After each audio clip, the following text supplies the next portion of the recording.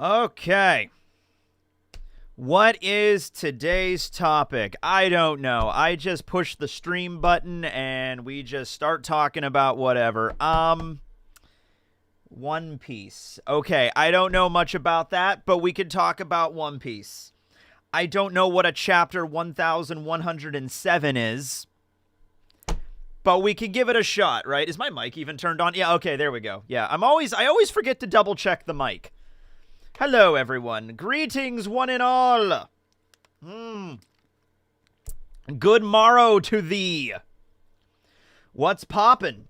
I don't know, but I'm going to use that greeting from now on. What's poppin'? I'm just going to walk into a room with my friends and just be like, what's poppin', everybody? And see what their reactions are. I should do that. That should be my thing. I'll have a different introduction every time I enter a room. It's the only time Blackbeard proved he's him. He's him. Who is he, though? He's just him. Or Eam. What if there's... Yeah. Oh, hey, has anybody thought of that? You add an H in front of Eam, and you get him from Powerpuff Girls, the lobster devil guy. I spent at least an hour last night going over your banner, and I can't find the lemming. Oh, the lemming is in the banner. The lemming is in a banner 100%. But if you did really spend an hour looking for the lemming, I'll just tell you, because that just seems mean if you can't find the lemming. Check Barry's hat. You know, Barry's in the banner, and he has the straw hat on. Go look at that. Go look at that, and you'll see the lemming. In fact, if you already looked like for an hour and you couldn't find it, let me just show you. I'll just show you the banner. So I don't know if you guys have noticed. I don't know how many people actually look at my channel, like the main page of the channel, because I mean, like, I watch a lot of my YouTube videos on my TV upstairs, like my smart TV. So you could go on their channel, but like it's a different channel than if you look it up on the computer. So, but my banner looks like this. And it's every animal that we had for Animal Facts, and that's my banner. So you could see a whale, and you could see a narwhal, and you could see a goat and a vulture, and all the different animals. And I had to get clever with the way that some of the animals appear on the banner because there's not a lot of room. But if you look on Barry's straw hat, you can make it, it's the most hidden one, and that is... Yeah, that is the lemming right there. The urchin is on the logo. The frog is on top of the Karibo. Part of the reason I wanted to talk about Porygon was he was already included in the banner, so I didn't have to worry about that. Luffy is the monkey. The monkey is Luffy, so that's why there's no monkey on here. But there you go. What letter did you start to regret Animal Facts? Probably around letter E. Probably around letter E I started to regret Animal Facts. But I was dedicated to it. There are so many other projects that I started and never finished, but Animal Facts, I was putting my foot down. Morning, everybody. Good morning, everyone. Morning. Morning, everyone.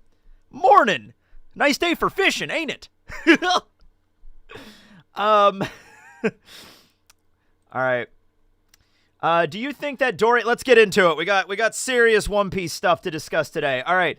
Do you think Dorian Broggy knew he was Nika all the way back when he saw his powers in Little Garden? Probably not, because they didn't even mention it. I feel like if they would have realized that he would have been their sun deity that they have been worshiping for time immemorial, I feel like Dorian Broggy would have either brought it up, or after the Straw Hats would have left...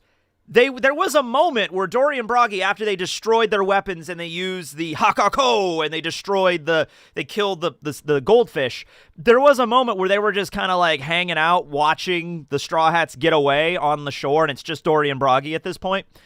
And that could have been a perfect moment for them to look at each other and be like, do you think he was the one, Dory? Gabba-ba-ba-ba! I think he was, Broggy! And then, like, it would have been a moment for that, but they didn't do that, so I don't think they knew Luffy was the sun god. Blackbeard is blood related to Joy Boy. It could be. You know what? I would actually really love that if it turns out that the direct blood descendant of Joy Boy was maybe... I mean, you could have it both ways. You could have the blood descendant of Joy Boy be Roxy Xebec and also just have Blackbeard be Xebec's son. So it's like the will of Joy Boy through the family line has kind of twisted and become a lot more chaotic and a lot more vicious over the years, to the point where it gets to like, because you got to understand the idea between the will of D is like freedom, but there's different ways to achieve that freedom. The kind of freedom Blackbeard wants is kind of like scorched earth, like burn down Marie-Joie, you know, like that's the kind of like chaos that Blackbeard wants. That is not the same kind of freedom that like Dragon wants. Dragon wants there to still be a structure of a world government. He just wants to get rid of the Tenryubito system. So you could have it both ways. And then you have Luffy, who is not a blood descendant of Joy Boy, but is like carrying on the soul of Joy Boy because he has the same devil fruit as Joy Boy. So you can have like the blood of Joy Boy and then the will of Joy Boy, and they're separate things kind of deal. That would actually be a cool way to spin it. I like that. I love Blackbeard. He's so perfect. Wow. Blackbeard is perfect. Blackbeard is him from Powerpuff Girls. Dude, who else was freaked out by him growing up? Like that episode where they go into the future and him is like, and Townsville's all warped and like the professor's all old and covered with warts and is like, hey, get away from me! You know, it's just like, oh god, that was a terrifying episode. That was awful. And then him shows up and the Powerpuff Girls are just beating the crap out of him and he's like ascended to like godhood at this point. So it's like, yeah, you can't beat me. I've already won. I'm the straight up devil now. I am Lucifer incarnate. I'm Asmodeus. You can't stop me. Oh, dude. Him was such a he was the scariest villain on the Powerpuff Girls. Just the way he talked was creepy as shit. Man. Anyway, Blackbeard is obviously them. Augur gave Luffy meat. You know what? That's not a bad theory now. We know it wasn't Caribou. We know it wasn't Kizaru. If Augur was the one to give Luffy meat, just because, like, okay, the way that I am interpreting Augur and Katarina being there is number one, they did not seem surprised at anything going on. They seemed cool as cucumbers throughout the entire interaction in that chapter. One of the Gorosei, one of the leaders of the world, crashes down in front of them as a giant eldritch spider, and they're just like, yep, all according to plan, all according to Keikaku. They were just like, yeah, they were waiting for that. They were like waiting for that to happen, okay? Also, let's be honest, the idea that they were waiting right there, I think if you're going to go along with the logic of Augur giving Luffy the food, they were like, okay, we need to copy Saturn's appearance. So here's what we're going to do. We're going to make sure Luffy, we're not going to fight him. Augur and Katarina are like, we're not going to fight the dude. Screw that. He can blow people's heads off. We're going to stay back, and then we're going to maintain the situation. Luffy's going to go into Gear 5th, punch Saturn, and then I'll use my warp powers to wherever Saturn got sent. Because it is a little bit convenient. Out of all the directions Luffy could have sent Saturn flying, the one direction he gets sent flying, boom, Augur and Katarina are right there just waiting for him. Like, oh, one of the Gorosei crashed down. What a coincidence! You know, Luffy could have knocked him in any direction. They were waiting for this. They were maybe perched somewhere on like a high vantage point, waiting to see which direction Saturn got flung. And then when Saturn was alone, then they warped over and then they copied it and then they got the hell out of Dodge. That was their mission. That makes sense. It was Shaka. Maybe Shaka came back. I just want to see Shaka with the different Daft Punk helmet. Why is it only YouTubers that watch YouTube on TV? I cannot be the only person that watches YouTube on TV. Raise your hand if you watch YouTube on a smart TV. I watch YouTube on the computer as well, but my TV is big, so I can watch YouTube in glorious HD. So where's Lafitte even at? I don't even know if he might be there. Lafitte might be off getting like a cruller for Blackbeard or something. Like, all right, men, here's part of my master plan. Here's what we're gonna do, all right? So, first thing, me, Burgess, Augur, and Doc Q, we're all gonna go to Wiener Island and we're gonna bring in Law. Avalo Pizarro, San Juan Wolf, Shiryu, you're gonna stay, and Aokiji, you're gonna stay on Hachinosu to guard the place. Zehaha. And then Katarina comes up. It's like, what about me, Captain? It's like, I got a special mission for you, Katarina. You and Augur are gonna go to, and Augur's like, I'm already doing two things at once. Well, you can teleport, it's fine. Anyway, listen, you're gonna go to Egghead. And you're gonna bring back the image of the Gorosei, the form of the Gorosei. And then Lafitte walks up. He's like, what about me, Captain? Well, I could use a coffee. Also a bear claw. You will fetch me the greatest bear claw in the new world, Lafitte. Also Vasco Shot. Vasco Shot's at Hachinosu. I forgot Vasco Shot. Don't forget Vasco Shot. He's a drunk, but he deserves to be referenced. Okay, yeah, only occasionally on TV. A lot of people, well, okay, I have YouTube Premium, so that's why I watch it on TV. Yeah, watching it without, I did watch YouTube on my TV without Premium, and God, that was annoying. Yeah. Also, by the way, you'd think that being a YouTuber, you think I'd get, like, some discount on Premium? No, that's not how that works. Holy moly, I'm awake for a stream. Well, hello. Lafitte's probably just off doing some shady bullshit. It's like, yeah, probably. The dude has the ability to sneak into Marijois without anybody detecting him, so you got to imagine he's out spying on somebody. He might be, dude, Lafitte might have been the one, because they knew that Saturn was going to be there, and that was kept hushity hush-hush, okay? There was no way that information was going to be leaked unless Blackbeard had somebody spying directly on the government, and we know he can do that because Lafitte is Lafitte. So Lafitte might have been the one to figure out that Saturn is going to Egghead, relay that information. Blackbeard set Katarina and Augur to go get their, the form of the Gorosei. That's probably what happened. Yeah, if Lafitte is just camped out at Marijois right now, like, that would make the most sense to me. Honestly. But yeah, there was way too many coincidences. Like, Augur and Augur and Katarina did not seem concerned about it. They were cracking jokes with freaking Saturn, for God's sake. Like, oh, one of the Gorosei down in the dirt with the rest of us. What a thing. Okay, boop, mission complete. We're done, And then Augur's like, and they were just like so chill. So chill.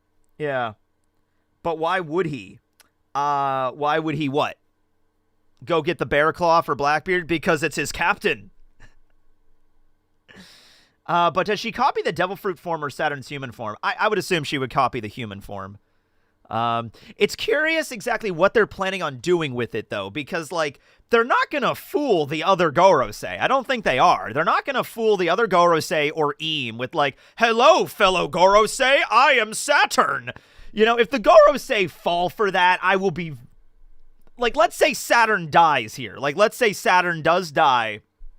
I guess we can't do the Kuma nuke option anymore. But let's say Saturn gets killed during Egghead, right? If Saturn just goes, if Katarina assumes Saturn's form and just goes back to Marijois and Eam falls for that, I'd be like, no way. Like, this immortal being is fooled by that? Like, okay. That would be a little rough for me. I would be like, I would think less of Eam at that point. Yeah.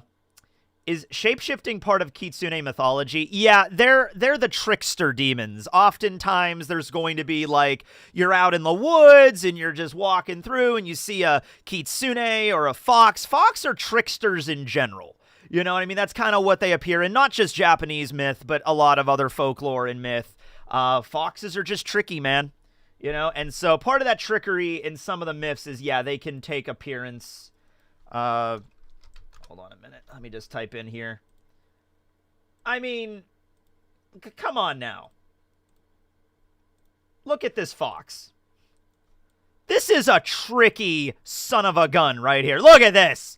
You cannot trust this fox, okay? That fox, the guy that photographed this fox is dead now, all right? The guy that whoever photographed this fox is now trapped in some purgatory netherworld, all right? Because there's no way, look at that fox. To be honest with you, if I was walking in a wintered forest and I saw that fox, I'd probably follow it, and I'd be dead right now. But it'd probably transform into a beautiful woman or something and be like, oh, okay. And then I would fall down a crevasse or something like that. That's probably what would happen. Yeah. Yeah. So don't trust the fox. Swiper, no swiping. By the way, the lesson that Dora the Explorer was trying, I don't know, what lesson were they trying to extend with that? If somebody steals your stuff, just tell them not to steal, which is irrelevant because they already stole your shit. And then like, hey, you stole my wallet. No stealing. And like, well, all right, gotta give it back to you. That's how it works. If you say something 3 times in a row, they give it back to you. Oh yeah, foxes are great. Foxes are adorable. I've run into a few in the woods before. My dad's run into a lot of them when he's out hunting. But yeah, they're fine. You can hunt them around here, but we just never did. Well, I never hunted, but my dad does. Yeah. You can't steal. That's illegal. Dora simply had mind control powers. That actually... Oh, wait. She was able to control boots. Wow. If you actually think about it in the context of Dora having mind manipulation abilities, that actually makes... That cartoon makes a lot more sense now. Since Devon touched Saturn while he was in that battle mode, do you think she's stuck in that form? See, okay, so a question just came up like that. I don't think so. I just doubt it. I don't think that she's stuck in the spider form. I think it's whatever, like that's your biological body and you could take whatever form you want. Now by that extension, okay, it's either one or the other. I don't see her being able to switch between Saturn in his old man form and Saturn in his spider form. It's one or the other. Okay? I don't think she would be stuck in the spider form because I think that would be rather encumbering. Like, the whole point of copying one of the Gorosei, I feel, is Blackbeard trying to control people, right? Like the Marines and the government. Because when you're a member, when you could turn into a Gorosei, you have, like, your finger on all the buttons. But I don't think most people are aware that Saturn's true form is the giant spider. You know what I mean? So... if most people don't, like, know that Saturn is, like, that's this giant spider, I am a Gorosei, listen to me. I'd be like, I guess? But are you? You don't look like one. I just don't think that she's going to be a spider. I'm surprised Saturn let her touch him. Yeah, people have been kind of... This chapter hasn't been great for Saturn. I think what Oda might be going for is trying to paint Saturn in the light of... He gets angry, but he doesn't act like, grrr, Luffy punched me, I'm gonna get back at him now, because that might diminish Saturn's, like, the coolness factor of him. Like, if Saturn truly is, like, as far as he's concerned, an immortal being, getting knocked into a skyscraper, getting punched in the face, that's nothing more than just a minor annoyance to him. You know what I mean? Like, he knows he's immortal, he knows he can't die. And he knows that they basically control the world. So maybe Oda's trying to go with this thing where it's like, when Vegapunk betrayed him, he got pissed. But that anger doesn't come lightly.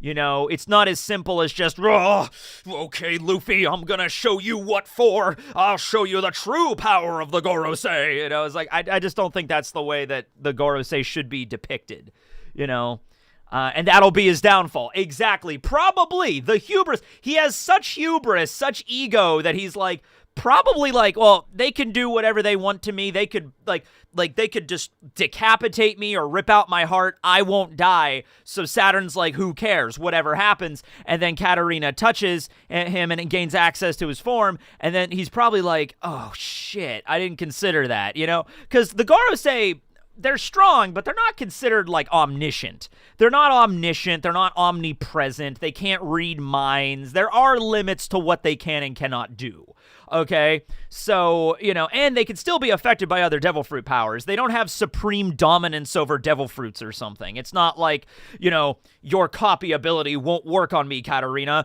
Oh, Augur is trying to warp away with his teleportation powers. I'll stop that with my magic, so he can't do that. So he can still be affected by other devil fruit abilities. Yeah. They need a lot of pits of lava. Yeah, we need to get Akainu on this. We need Akainu to make a lot of pools of magma to throw all these powerful characters in. That apparently is the only way to work. Can we see San Juan amongst the Giant Pirates? No, because he's not a member of the Giant Pirates. He was never a member of the Giant Pirates. San Juan is just like a normal giant. Like, he's like 18 meters tall, but with the gigantification, with the big fruit, he could become 180 meters tall, which is, 10 times taller. Yeah, he was never a member of the Giant Warrior Pirates. I don't even think he's old enough to be a member of the Giant Warrior Pirates. Cause, well, wait, hold on a minute. Let me look something up. When Dory and Broggy were the captains of the Giant Warrior Pirates, they were young compared to like regular pirates. Like they were like regular giants. They were like 60, which might sound old to humans, but like 60 to a giant is like your late teens, early 20s. Like Hyrudin is older than them. Hyrudin is like 80 right now, so he's like in his mid-20s. And so Dory and Broggy 100 years ago were like 60. San Juan is 99, so he was only... Oh, he wasn't even born yet when the Giant Warrior Pirates were a thing. He was like right about... He was literally a baby, probably. When like Mother Caramel was like saving all the giants in the aftermath of the pirates breaking up. He was like just a literal baby. So yeah, there's no way he could have been a member of the Giant Warrior Pirates. They are in their prime now. Yeah, you basically gotta take like the giant lifespan and divide it by 3, because it was generally stated that like giants live around 3 times longer than a human. So if you take like the age that they are now, which is 160, and divide that by 3, you get 53. So like in their 50s, that's like the prime in One Piece right now, right? Like in your late 40s, 50s, that's like ideal. And then if you take 60 divided by 3, it's 20. So they were around 20 when they started the crew.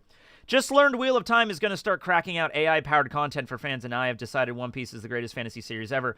Wheel of what? Sounds dumb. I'm a pirate boy now. Come on and join the pirate crew, Daniel. All right, Daniel, you'll be my first mate. No, I don't think he could be my first mate. Rustage is always the first mate. You can be the quartermaster. No, that's spooky. What position is Daniel Green going to get on the pirate crew, everybody? You could be the sawbone. You could be the guy that has a saw that hacks off limbs on the occasion when we need that, you know? I would say 40 is prime in One Piece. You know what I'm thinking? I think 40 used to be prime, but now Oda himself is now pushing 50, so I think Oda is like, nah, 50 is now prime age. I thought about that. He's the deckhand, he's the chef, he's the anchor, he's the pool polisher. Ooh, that sounds dirty. Yes, what is your cooking? What is your resume, Daniel Green? What is your resume here? Do you think Jack Sparrow could be in Luffy's group? I think the fact that the Pirates of the Caribbean haven't had a crossover with One Piece officially is... I feel like that should have happened at some point. Because all of the Pirates of the Caribbean movies were going on. Like, when did the first one come out? Like, 2001? When did Curse of the Black Pearl come out? Like, 2001? That was, like, right around... Like, One Piece was, like, in the middle of Alabasta when that shit was going on, you know? They could have had so many opportunities to do, like... I'm sure there's plenty of fan fiction. But aside from that, like an actual crossover. Yeah. I'm happy Doll's alive. Yeah, I'm happy she didn't kill Doll. Well, we still don't know yet. We don't know, actually. We saw Doll a little while ago, but she could have died in the intermediate. I don't know. She's a hot lady, and Katarina Devon likes to kill hot ladies. Kayla cooks well. Well, this isn't about Kayla. This is about your position on the crew. I was a Boy Scout, so I can make fire and fish. Curse of the Black Pearl is legit amazing. If it came out today, that shit would be Herald. Yeah. I've only ever seen Curse of the Black Pearl. I've never seen... Okay, that's not true. We watched... What was the third one? World's End? We watched World's End in school, like, on a day when we weren't doing anything, and the teacher's just like, here's a movie. Dude, I'm telling you, that is the only time ever watching a movie in school where I was like... Can we please learn something? Because this movie is boring as shit. I did not like the third pirate movie. And I'm sitting there, and everybody else is, like, drawing or reading something or not even paying attention to the movie. Like, it's just like, can we just do something else? Like, and the class we were watching it in was our physics class. I almost like, Mrs. Hoover, can we just learn physics? Like, can you just teach us physics? Honestly, this is so boring. I have no idea what the fuck is going on here. You know? First is, I mean, I like the first one. I thought the first one was pretty good. Yeah. Captain Barbossa was cool. Yeah. Oh, yeah, but so let's go back to One Piece here. I'm trying not to get distracted here. Okay. But we have Atlas, who somebody mentioned is a giant. She would fit in Elbaf, so maybe she will survive. I don't know why I feel Atlas is going to die. I just feel like Atlas is going to get killed. I don't know. Like, at some point, they're going to escape, and they're going to stop and, like, destroy her, like blow off her head or something like that, and she's just going to be gone, you know? But, like, maybe she'll make it out, and they'll make it to Elbaf. Okay. I actually love At World's End. Okay, a lot of people seem to like World's End. Katarina has the power to command the Seraphim. Oh, yeah, it could just be maybe for that. Excuse me, it could be for that. But they have Bonnie. Although, does Bonnie command the Seraphim?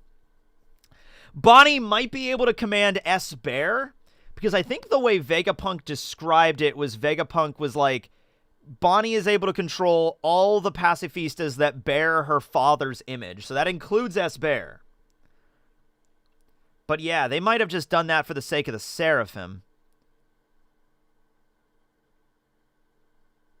I like the Sanji panel, and a lot of people were clarifying that, like, maybe the reason that Kizaru and Frankie and everybody were shocked, like, Kizaru was like, what? Because we'd never seen Kizaru make that face before.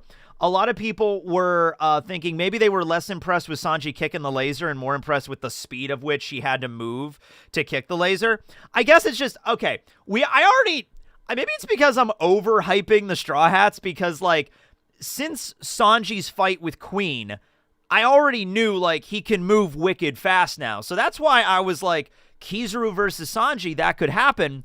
And then we had last chapter where Kizaru launches a bunch of lasers and Sanji gets hit by them. And I'm like, oh, okay, maybe I was overhyping Sanji a bit. And then now Sanji does block the laser. And it's like, oh, okay. Sure, okay. It was a little weird that we did last chapter where he got pumped full of lasers. And then it's like, now I can block them. It's like, okay. Sure. Yeah, all right, cool. Let's do it. I mean, I want to see Kizaru fight Sanji. I want to see it. I was a little worried we weren't going to get it after last chapter, but now this chapter, it's like, okay. All right, cool. We'll do that. Let's go. Yeah. Do you think the Blackbeard pirates would beat the red-haired pirates in the final saga? Like, the idea with Shanks right now is, I think Shanks is not confident they can win, because Shanks is being very cautious with Blackbeard. Shanks is not just like, let's go bust some heads, because he could have done that a while ago, and he didn't. And it's like, he has to be aware at least, like maybe Shanks is also aware of Blackbeard's lineage and his abilities, and maybe he's like, let's not rush into this half-cocked, okay, or full-cocked, or whatever. Let's have the appropriate amount of before we go off after Blackbeard here, okay? Fox girls are to be trusted. No, Ricardo, you can't trust a fox girl. Don't wander off into the tundra. You won't come back. Is Stella smarter than the satellites, or they all have the same knowledge?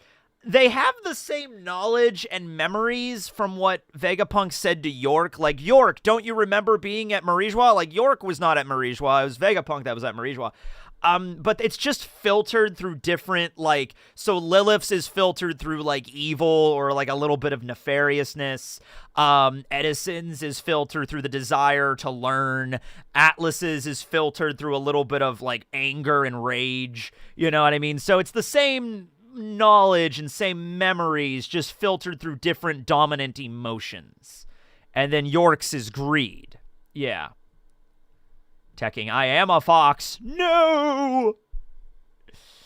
Shanks' secret boy crush is for Blackbeard. Would you rather trust a fox girl or a girl fox? Both ways, I'm probably going to get let out into the middle of nowhere and die. Do they think they still have York locked up? We haven't had an update on her for a while, and they kind of had to, I mean, like, I guess Nami and Usopp and everybody were watching her, but then they were outside in the last chapter watching the Giants show up, so I don't know if she's really being guarded right now. Kaku's probably there in the bubble. Stussy's recovering.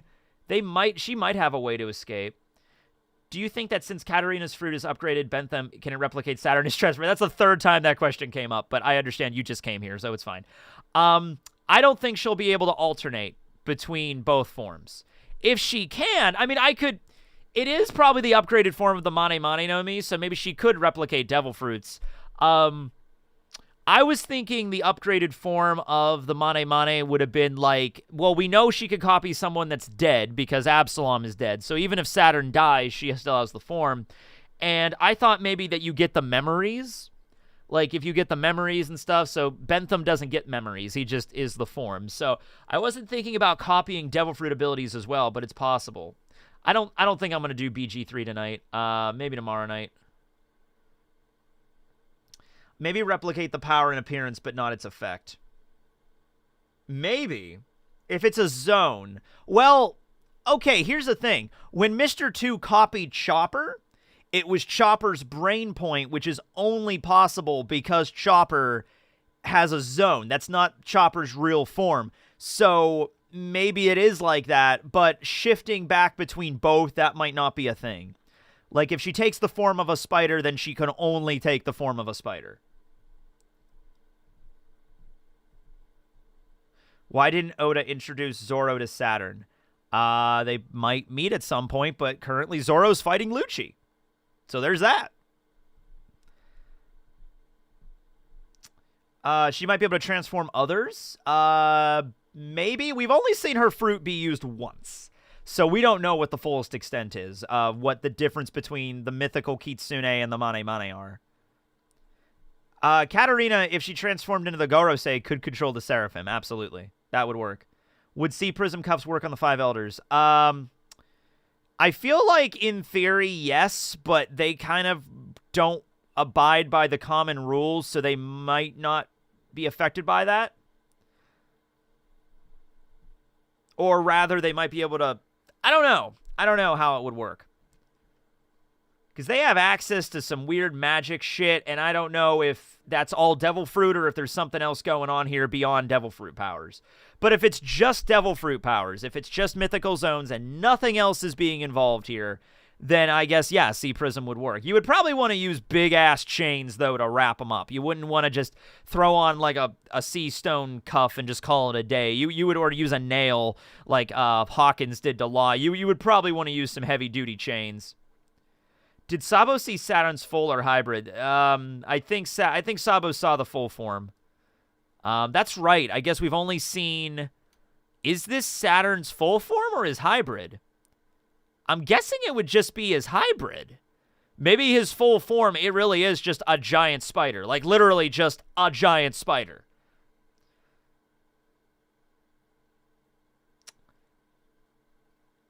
The Gorosei are not stronger than Yonko. From what we've seen, no. Now, it might be a thing where Kaido versus Saturn, like, nothing that Saturn could do could really hurt Kaido, but Kaido might not be able to kill him either. Like, Kaido might just take out his Kanabo and just be like, stupid spider! Boom! Boom! Boom! And just smash the shit out of Saturn, and that might just not kill him. You know, you could smack him all day, and it might not do anything, right? So, might be a bit of a... But in regards to that, I don't think Saturn would be able to kill Kaido either. Where's my power bar? There it is. I have, like, a little bit of my little... granola bar, butter bar thing. I mean, he got damaged, but in the most insignificant way possible, because he could just heal. It's very obvious. His ability is not... His skin is just as gooey as everybody else's. He doesn't even seem to be using armament hockey to protect him. You know, it's just... Yeah, you can stab me in the heart. You can blow off half my head. You could just knock off my... my arms, you could incinerate me. I can just glorp back together. That seems to be the general idea. So it's like, why bother protecting yourself when you're just going to auto-heal anyway? Yeah.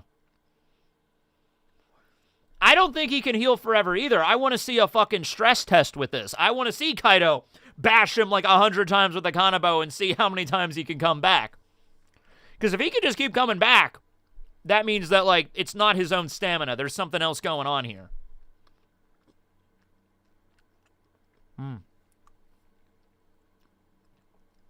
Do you think he'll be the weakest of the Gorosei? I don't know if Oda wants to... Excuse me. I don't know if Oda wants to do the, like, weakest to strongest Gorosei kind of thing. Maybe not all the Gorosei. Well, one thing they could do, Saturn might be the youngest because he knows a lot about science, although then again, the Ancient Kingdom knew a lot about science. Do you think all the Gorosei were welcomed at the same time and made immortal? Or do you think that they were recruited at different times? Like, you know, Venus Juro was recruited 700 years ago, and Marcus Mars was recruited 500 years ago, and then Saturn was recruited 200 years ago, and something like that.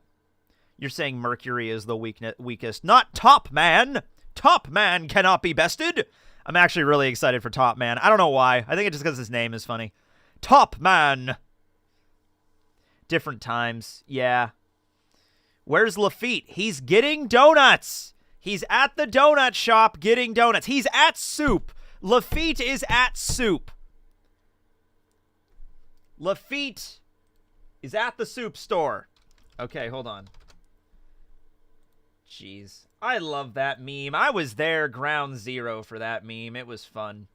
I even did my own version of it once. I was in a grocery store at there was a bunch of soup. And you know, I was like, I'm at Soup. He's buying clothes. Why are you buying clothes at the soup store? Hold on, let me throw something together here. Let me see if I can find some. Give me a second.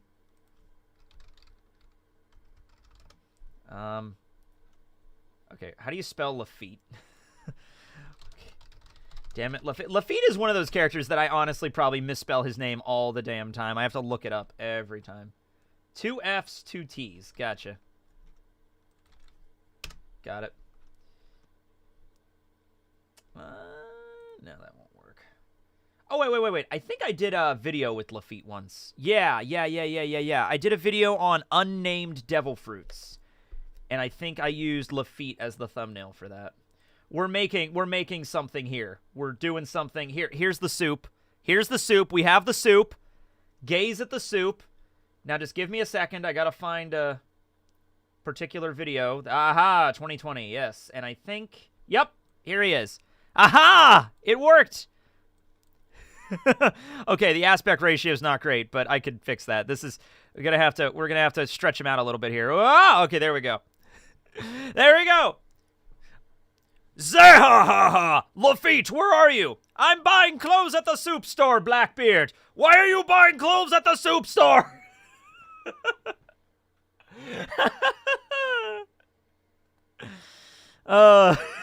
Okay. This is fun. This is fun today. I'm glad we made this. Yeah.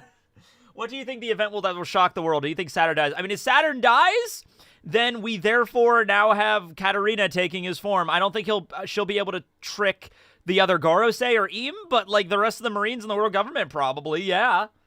Yeah.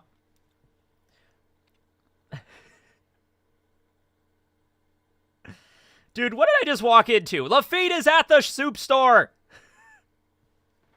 He's ordering soup. All right. Okay. Perhaps the Gorosei, Im, are in Marijois because they wanted to stay as far away from their weakness as possible. That might also make sense. Also, I mean, once you rule the world, right? Like, once you rule the world, what's the point of, like, traveling the world? Just hang out in your castle, right? Just be like, we rule the world. We have a castle. It's on top of a giant mountain. Just own it. You know what I mean? Own it, dude. Let's go over to Super Chats really quick here. Perhaps the Gorosei. Okay. Okay. Yeah, I think Saturn will die. Well, I don't think Saturn will die, but he might die, and then Katarina could take over. That might be the event that shocks the world. Or maybe Morgan spins a story where they die, you know. What is the power source for Law's? Law's sub, do we know? Oh, the sub, the Polar Tang. We don't know. What do submarines usually run on when they're not nuclear submarines? Because there's nuclear submarines, but they're not all nuclear. Nuclear? They're not all nuclear, so I don't know what a normal sub runs on, actually. Oil? Coal? Natural gas? I don't know. Something. Yeah, Blackbeard and Strides both have mythical dog users now. Both have mythical dog users. Oh, do you mean just mythical zones? Unless are you saying Chopper has a mythic? Oh, because Tanuki, because Chopper's a Tanuki. That would be funny. But yeah, it actually turns out Chopper does have a mythical Tanuki. So, what deck would you use for the next Y? I made a deck, not Mermails, but I was thinking about Mermails. I made a. Oh, we didn't do it last week because Briggs was doing something else. He was doing like an Apex tournament or something. But I made a deck. I can't remember why. I can't remember what the deck was, but I spent like the day before making it. Hold on. Let me look it up really quick. I made a... Not the Tyrannosaur, not the Jurassic Park deck. Oh, I made another Blackwing deck. That was it. I made a Blackwing second deck because I had some other Blackwings. I kind of rolled back Blackwings. So yeah, that's what I might be doing this week. I made a second Blackwing deck. So we'll see where that goes. Did Sabo see Saturn's full? I think it might have just been his hybrid. I refuse to believe no one wants to see a giant ice wolf fight a nine-tailed fox. I mean, that would be cool to see. I would see that. I would pay for that. I'd buy that for $1. Just watched the Marineford arc and questioned why Marco's Flames couldn't heal Ace. I know he had a Sea Stone's cuffs, but Ace was barely alive once he got him off. Do you mean when he got a magma fist shoved through his chest? I'm assuming not. But, like, he was a little banged up before that. Like, he was. But, the fact that the reason Ace died wasn't because he was injured. The reason Ace died is because he went back because Akainu goaded him. I mean, like, there's really no other way to interpret it. If Ace would have just kept going, he probably would have made it out.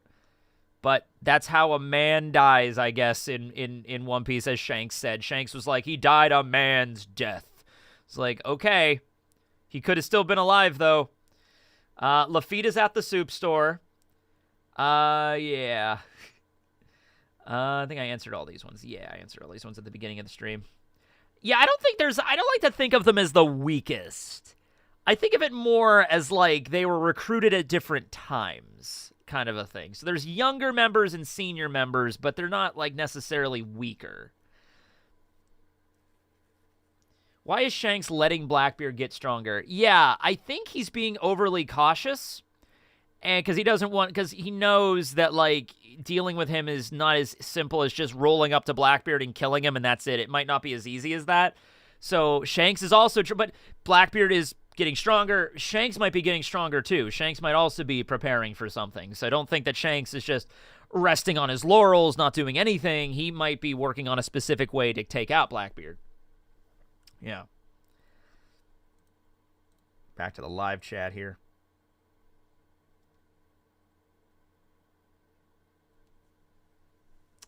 Scars on a man's back is a swordsman's shame. Good thing Ace wasn't a swordsman. Yeah, Ace wasn't a swordsman. He's not. You don't have to follow that code, Ace. You could have just left. Yeah, Ace died because he let his pride get in the way. Yeah. Okay, so Marco's ability can heal himself pretty good, but he's already stated, and we've seen it before, that he can't, even healing, like, minor sprains and bruises. It's like when he healed the Sphinx, it's like, okay, I've, eased your pain a little bit, but it's more of just like a painkiller or temporary. It's not gonna... Marco cannot help somebody else regrow an arm or something like that. That's not how that power works. No, if he loses an arm, he can kind of regrow it, but it doesn't work for other people. Who is the most senior citizen? Well, that would be Eam. That would be Eam.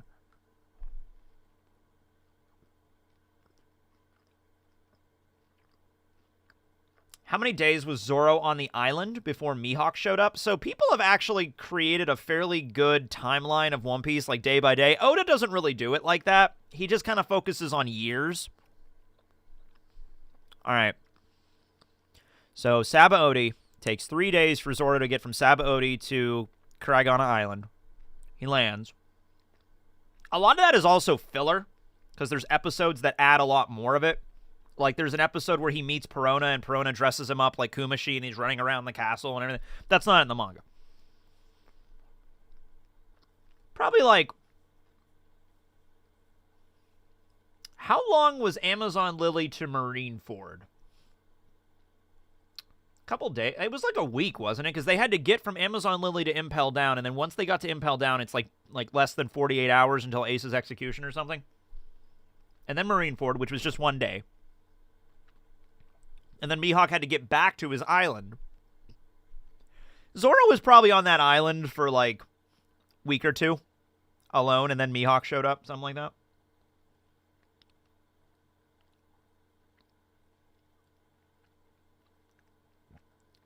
How was Van Augur on capturing Pudding, fighting Law and Egghead in such a short time frame? Teleporting. I guess I would say, well, all of that does happen, to be fair, in different timelines, right? Like, it's very likely that they could have... They captured Pudding, and then immediately after capturing Pudding, Kuzan goes back to Hachinosu, Augur goes with Teach to Winter Island, fights Law, and then immediately after Winter Island...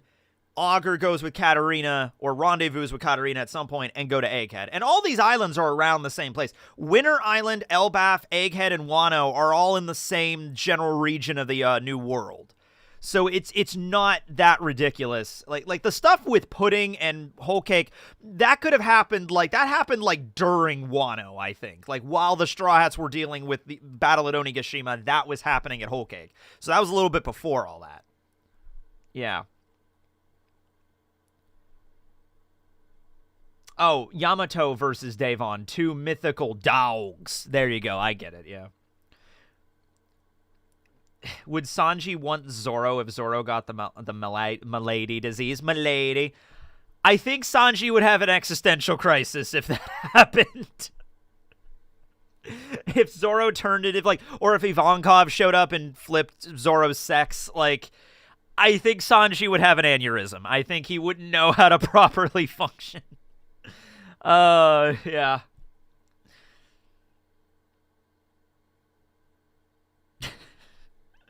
They captured Pudding during the Wano events. Fight with Law happens before Egghead. Yeah, I mean, it's all with timelines. It does make sense, though, even without Augur transporting. Although Augur is really being worked crazy here. Blackbeard is really putting him on he should be getting paid time and a half for this shit. I mean, really. Augur, the chapter we see Augur in the last chapter and he just doesn't care. He's just laying down. It's not because he doesn't care about the Gorosei. It's not because he's chill or he's cold-blooded. Dude is fucking exhausted. He's pulled a 3-day shift here. He's tired. He's yeah, we're here to take over the world, whatever. I don't even care. Do you ever reach that point of exhaustion, that point of tired, where you just don't give a shit anymore about anything? You could have, there could be a car accident, right in front of you, and you're just I don't give a fuck, I'm going home. You just reach a point where you just don't care anymore. I've definitely been at that point. I've definitely reached the point where I'm going to sleep. I don't care what happens. I don't care if a plane crashes next to my house. I'm going to sleep, all right? Yes, many times, yes. Yeah. Doesn't even get overtime for this shit, yeah. I think Blackbeard might help out Augur a bit. I don't think Blackbeard would be so cruel. Hey, Augur, you've helped me out a lot recently, buddy. You've helped me out a lot.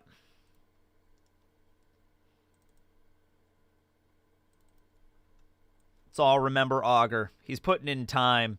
Yeah, that's it. Oh, by the way, the reason he has that goatee, it's not because he chose to, get himself a goatee. It's just he hasn't had time to shave. He hasn't shaved in 4 days. Blackbeard is just one mission after another with this guy. But that also means Augur is very reliable. If he's sending him out the way he is, you know what I mean? Yeah. No, he's not the first mate. He's the commander of the third ship. He might be okay, you know how Zoro is technically the first mate, but it's really Nami who's the quartermaster actually commands. Nami's the one while on the ship everybody listens to, right? Maybe Augur's something like that, where Augur's the one that's actually the most reliable out of all of them. He's the smartest. He's the one that knows how to get shit done and when it needs to get done, Yeah. Hey, Lafitte, pick up Van Augur a coffee at the soup store as well. Yeah, I know they called him Van Ogre, but it's Augur. It's written with an A. Yeah. Augur is just a cool name, too. What is Augur? Isn't Augur a type of food? Wasn't there a member of the Charlotte family that was the minister of auger? Auger definition. An auger is a tool. Oh, it's like a drill bit, boring holes in wood. Old English piercer. Oh, I get it, because he pierces people with a bullet. I get it. I get the reference now. Thanks, Oda. Isn't it a gun? It's a drill. It's like a drill bit thing. Yeah, this is an auger. Ogre. It does sound like ogre, though, the more you say it. Yeah.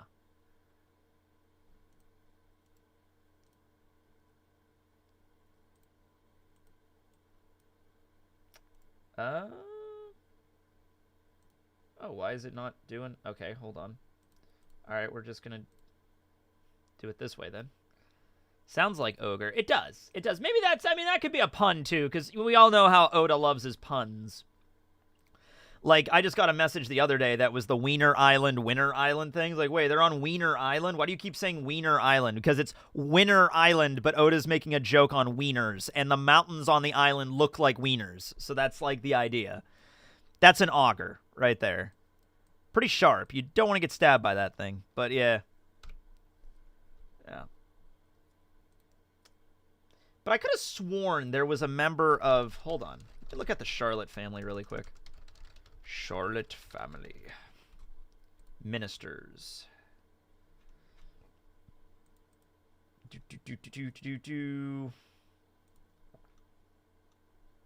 Administration. All right, yeah, Minister of Augur, spelled differently. A-G-A-R. Kanten was the minister of that. He was this guy. It depends if the file will get transferred. Yeah, this guy. Minister of Augur, A-G-A-R. But what is that? Does it say? Oh, it's a jelly-like substance used in desserts. Okay. But what is it, though? Augur is a jelly-like substance. I've never heard of this before. Has anybody ever heard of this shit? It's, yeah. Oh. Ugh. Ew. I mean, I think it's just an ingredient. I don't think it's like you eat this raw. But no, these are like green tea, like jellies. So I guess you would eat these. Yeah. I don't know. That's little side note thing. Avalo Pizarro got one of the most useless devil fruits for a pirate. I mean, what is he going to do on the open sea? Nothing on the open sea, but he's probably not there. Blackbeard is probably like, no, you are the fortress. You are the immovable fortress that allows my crew to, like, no one can basically invade, and, well, I guess, okay, Garp is Garp, but, like, it's going to be fairly difficult to invade Hachinosu with Avalo Pizarro having that power. You could also do a thing where he could be like, I can make a mini island, you know? It could be something like that, you know? Isn't it Agar? It's spelled the way I'm looking at it. It's on Wikipedia. It's A-G-A-R or Agar. Like a devil fruit. Like literally like A-G-A-R hyphen A-G-A-R. It is the way it's spelled, the way I'm looking at it. Yeah. It's like red algae. Yeah, it's like algae. Huh. Weird. I hope Hill doesn't die in Vinland Saga. I hope she doesn't.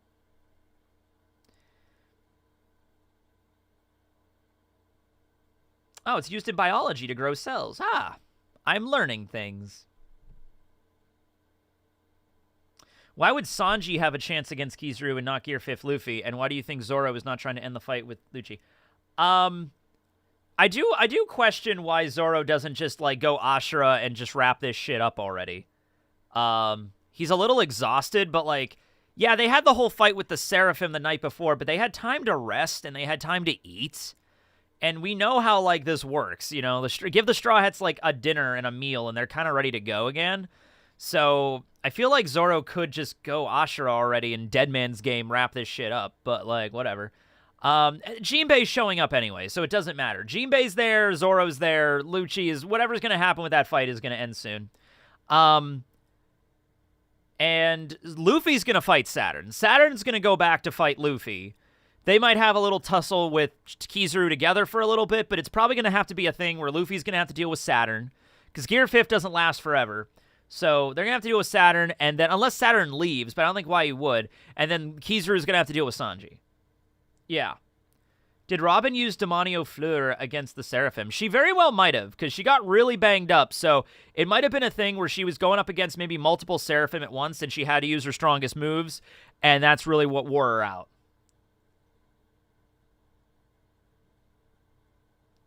Have you ever ran out and said, I'm going to be king of the pirates? No. I've never said that.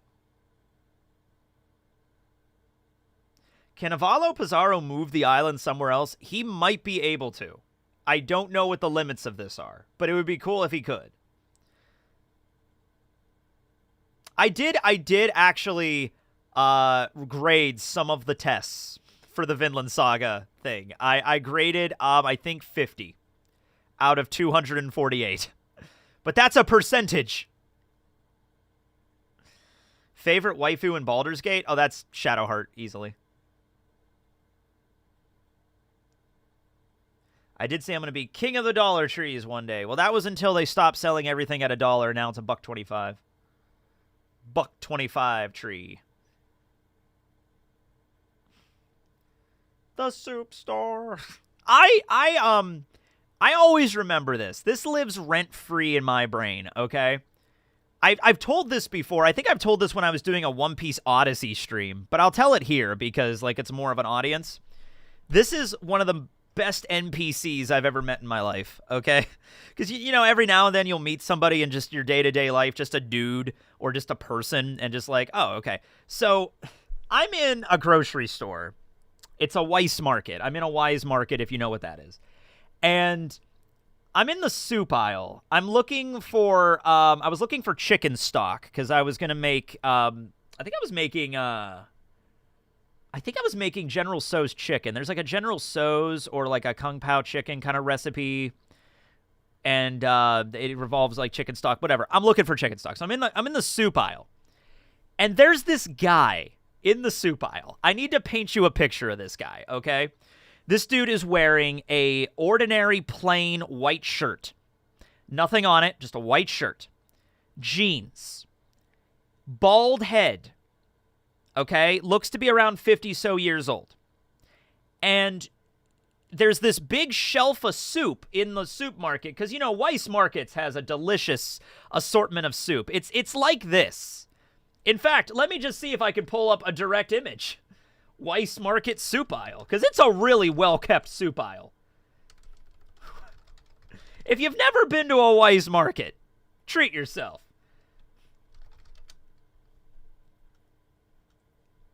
Yeah, exactly this. Exactly like this. It's a very nicely kept soup aisle. Look at this. Look at that soup. Look at all that soup. That soup has, look at all it has nice labels. You get French onion. Oh my God. Look at that. It's marvelous. Marvelous soups. Okay. So there's this guy, bald dude, white shirt, jeans, and this is what he's doing in front of the soup.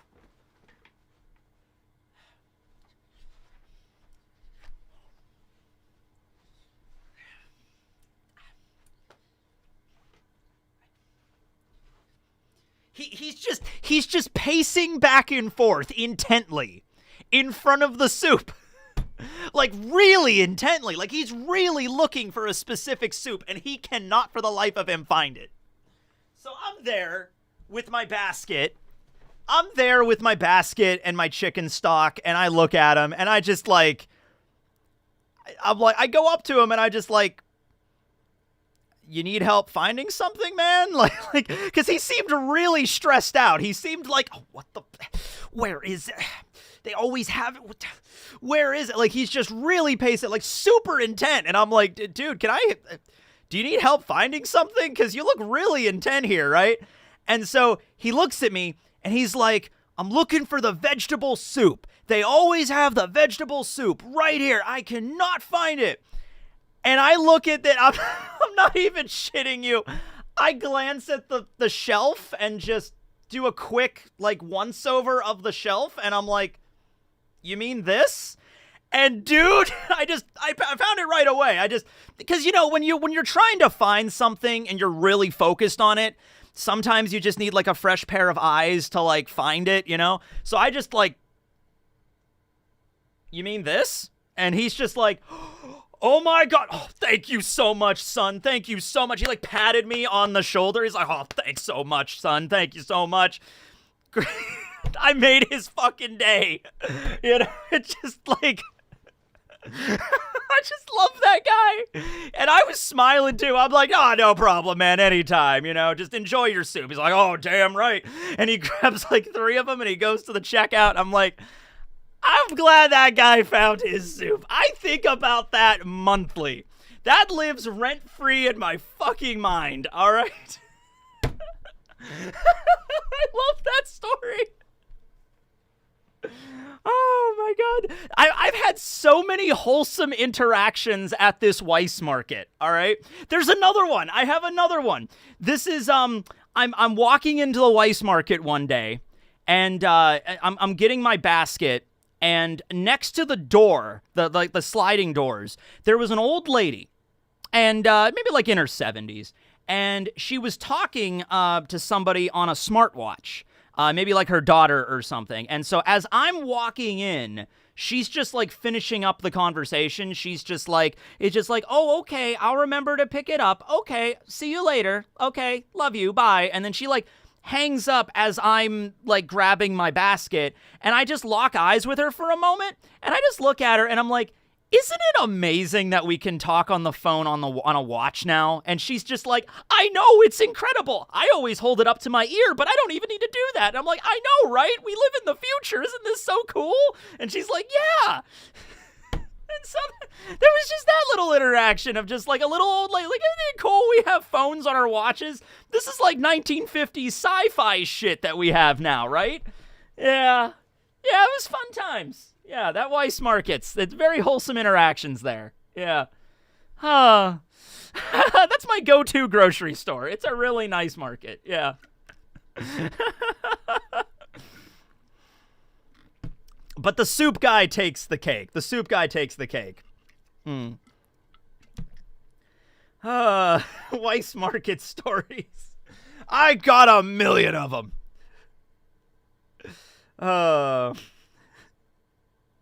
Yeah, it is kind of cool. Isn't it kind of cool to, like, you know, it's like we have a smartwatch. Like, hello there, how are you doing? You know, Kim Possible here. Doot, doot, doot, doot. You know, isn't that neat? Yeah. The soup guy takes the soup. The soup guy is the best story I've had because it's such a fun story. Yeah. You know, I have a smartwatch. I don't like wearing watches. I will wear it when I go places, but like there are a lot of times where I'm just like, I don't feel like wearing a watch today, and I don't wear it. Yeah. Store stories. I mean, I have, like, just from the Dollar Tree days, I know I told a lot of bullshit Dollar Tree stories back in the day, but I do have some stories that actually happened that I could tell, maybe.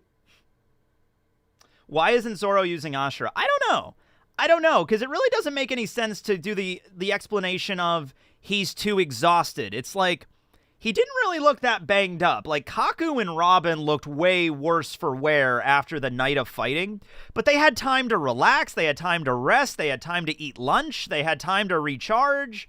You know, like, Luffy went into Gear 5th, and then he fought, and then he recharged, and he went to Gear 5th again, and then he ate again, and then, yeah. So, yeah. Zoro is just trolling Lucci. I don't get the impression he's trolling Lucci. I don't know. Maybe it's like, I don't know what it is. I just feel like Zoro is he's not even using three-sword style. He's not even using the Wado yet. So it's like, I don't know what's going on with him here. I don't know if, like, Zoro is trying to be like, I could beat Lucci with just 2 swords. Like, he's trying to do this on hard mode or something. I don't know. Because he hasn't even busted out his 3rd sword yet. Like, what else are you doing here? Yeah.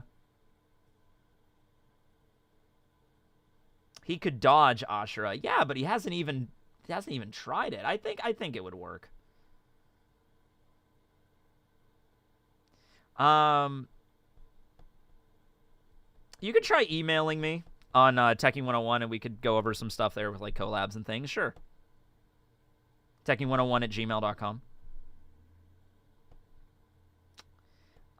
Third sword. He doesn't have a third sword.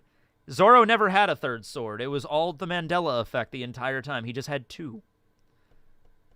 Does Zoro like training during fights? I mean, like, it's one of those things where he definitely gets stronger when he, like, you know, goes through a tough battle, but that's like a more of like a common shonen thing, you know?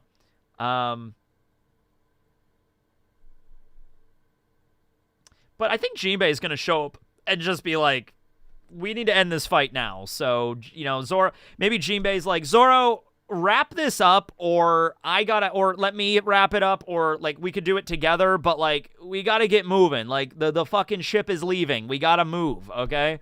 So it's one of the others, but there's no way Lucci, like if Jinbei and Zoro are gonna fight together, there's no way Lucci's gonna win that. Like it's just not happening. Yeah, maybe the Lucci speed feats are problematic, sure. Sanji moving really fast was cool. We already knew he can move fast though. Like so like it's a cool scene. It's just not something that I was really like, "Oh, is that supposed to be something new that Sanji could do?" Because we already knew he was wicked fast. He was moving so fast in the Queen fight. The Queen fight was, by the way, just dubbed. So I just saw the dub fight between Sanji and Queen, and he's moving so fast and shit. So there was nothing, I guess, that really, like, screamed to me, like, Sanji shouldn't be able to do this. It's like, no, we already knew Sanji was fast as shit. Yeah, but he's faster than light now. I mean, Jinbei might try talking Lucci down, but I think it's more of a time issue right now. Like, we got to get moving, you know? I don't think we're going to get Gear 6th. I mean, Luffy pretty much just said, you know, this is my peak, this is my Gear 5th. So I don't think we're going to keep adding gears here. I think 5 and done is pretty good.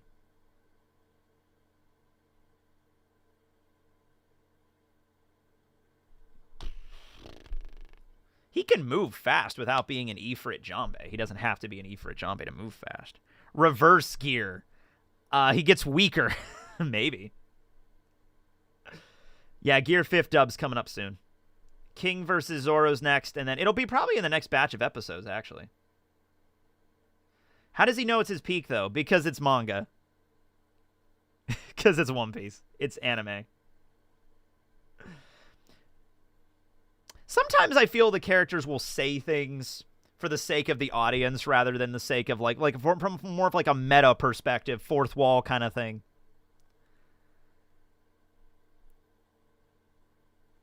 Luffy also doesn't know he was a mythical zone. He doesn't. So eating the Rumble Ball, maybe, that could do something. I would like to see Luffy eat a Rumble Ball just to see what would happen. Even if it's like addressed in an SBS or something, I want to see that referenced at some point.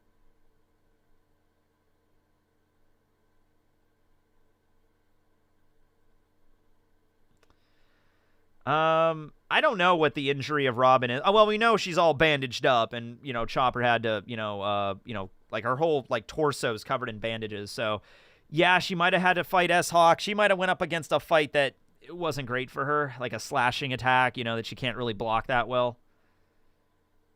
Gear neutral, low gear. A lot of gears in anime right now, if you've seen My Hero Academia. Lots of gears.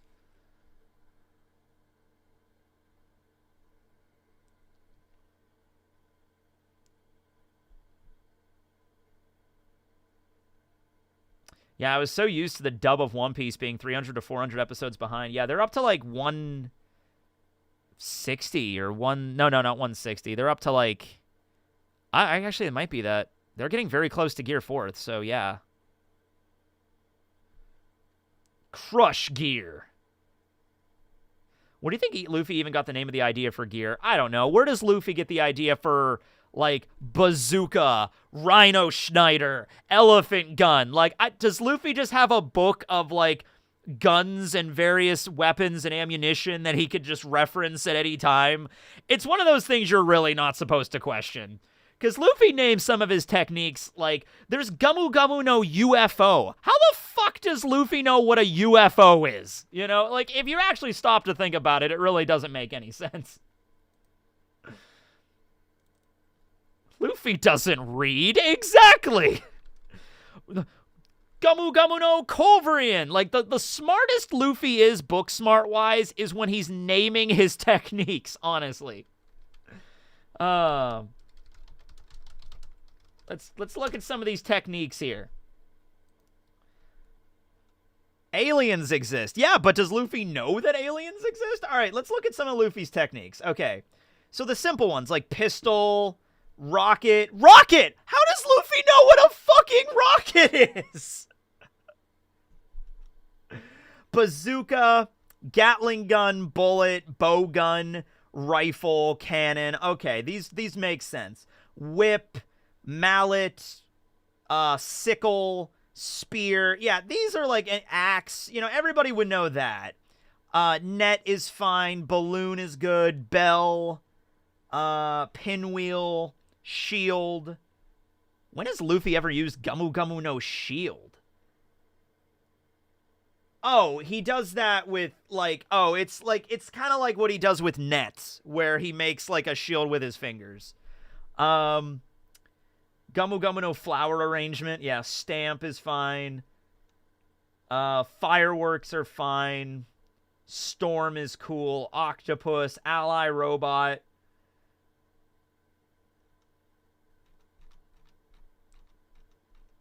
Yeah, Luffy has to know a lot about guns and various forms of artillery. Like it's like enough for like bazooka and like rifle, but once you start getting into like I feel like Rayleigh had to help him out a lot with some of these Gear 4 names, because these are like techniques. There's no way. How the fuck does Luffy know what a Rhino Schneider is? Like, that is such a very specific old school weapon. Let me show you what it is here in a second here. Yeah. Rhinoceros howitzer. That is a very specific weapon. It refers to Cannon D 155C model 1917. Like, look at this fucking thing. Luffy really knows a lot about World War I history. That's a Rhino Schneider. That's the howitzer he based it off of. Luffy, tell you what, you can say whatever you want about Luffy. He studies his fucking World War I history, I'll tell you that. He studies his history of the Great War of Europe.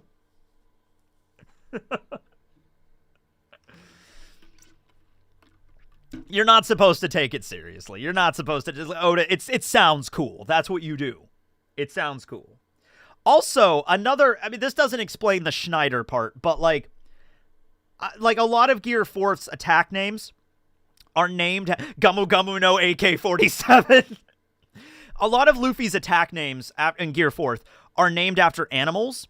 And I think it's because, like, he used those techniques to defeat the animals at Ruskaina. So, Elephant Gun was the technique he used to defeat the giant elephant when he first arrived there. He beat a giant rhino with Rhino Schneider. He beat the giant monkey with King Kong Gun. He beat a giant lion with the Leo Bazooka. You know, like, that's where I think he probably got him from. Yeah. Yeah, there's one of those at my local park. There's a park around here that has like a Vietnam like attack helicopter. Like, it's obviously been gutted and you can't fly it anymore, but there's not missiles attached to it, but it's there. It looks cool. Yeah, I love that headcanon. Yeah, because you see a lion, you see a tiger, you don't see a rhino, but you could assume a rhino was there. Ruskaina, you see an elephant. The elephant was definitely there. And I like to think that Luffy, like, the strongest, there was basically that giant monkey. That was basically, like, King Kong. So, Kong was probably the boss of the island. And so, Luffy tried to use a regular Kong gun, and it didn't work. And that's where he had to develop the King Kong gun. And that was, like, the strongest move he really had for a while. I think King Cobra was about the same power. It's just faster because he was in Snake Man. Yeah. Gamu Gamu no Glock 19 with extended mag. Gamu no ICBM. No, they don't have intercontinental ballistic missiles in One Piece. They have ICBGs. They have intercontinental ballistic GARPs. It was rough back in the day before we had missiles and nukes and stuff. People just had to throw GARP at an island and just hope for the best. It was a old school way of doing things, but it was effective as shit.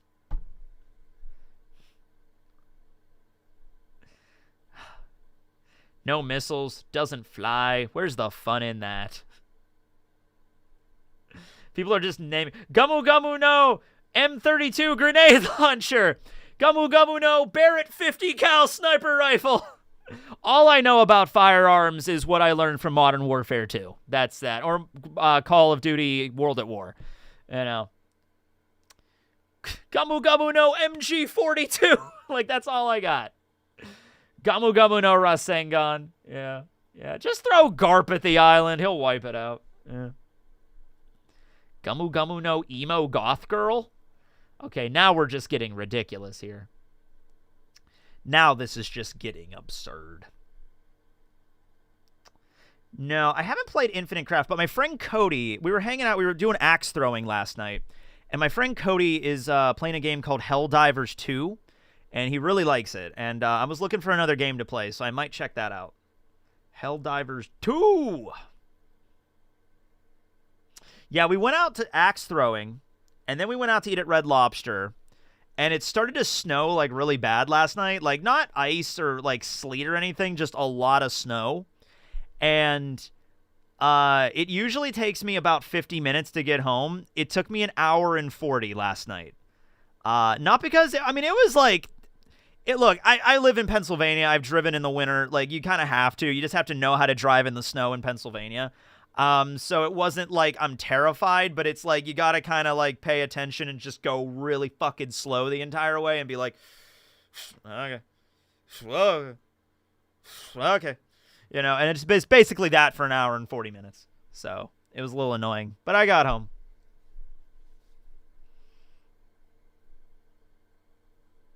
It was a decent amount of snow around the Latrobe. Yeah, it was probably like 5 inches or so.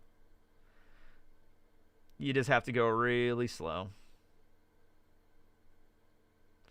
Yeah, I was probably going like 30. At some point, there were some points that were really dicey that I went down to like less than 20 miles an hour. Like, I'll creep home at like 10 miles an hour if I have to. I'll get there eventually. Dawn Gatling on Saturn. I mean, it's a cool move, but at the end of the day, it's, you know, just hockey up gear fifth and just do a bunch of punches. Although I did like the final punch that he like winds it back and it like goes all the way around him and then he uses that to punch Saturn. That was pretty cool. Time to bust out the snowboard. Oh yeah.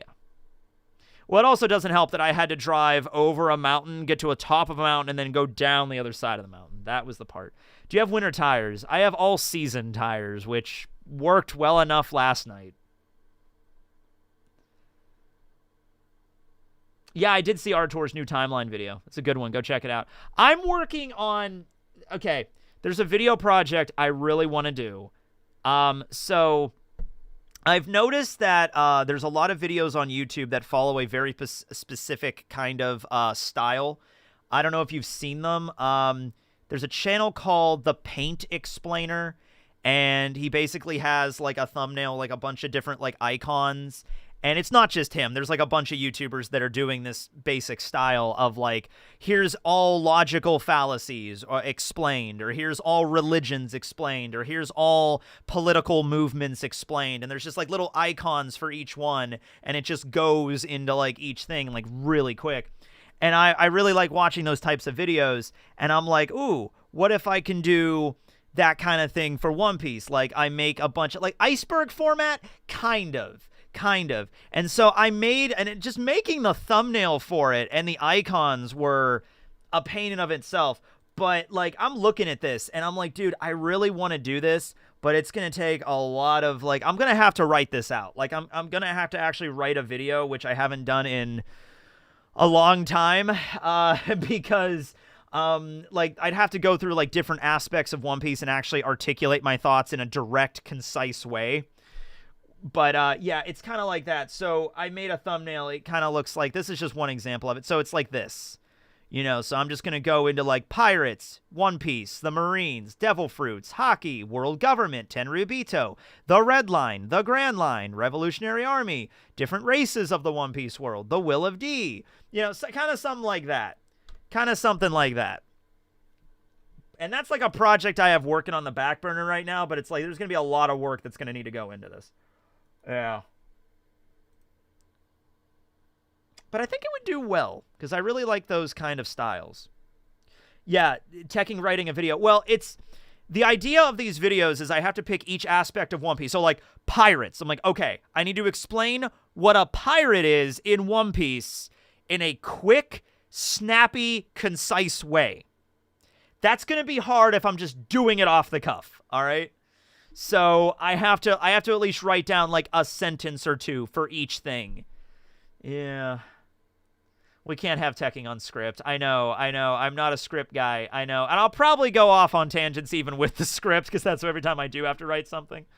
Yeah, kind of like this is everything about One Piece. Here you go, kind of thing. Yeah. Oh man.